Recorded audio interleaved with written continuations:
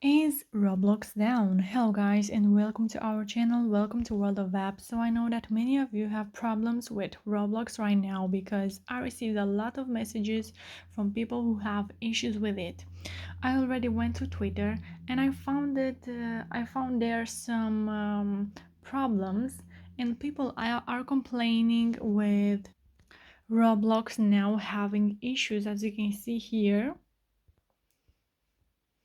experiences failed to load, and everybody says that Roblox is down again.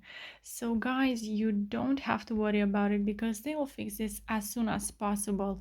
But if you too want to try to fix it, you should try to restart your phone, your device, try to reinstall the app and clear the cache and the data from your phone settings.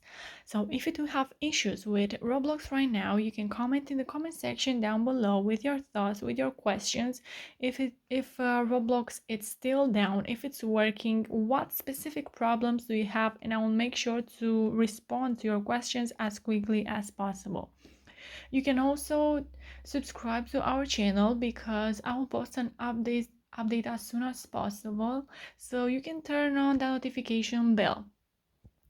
Also, if this video was useful, you can like it. Thank you so much for watching, guys. Have a great day. Bye bye.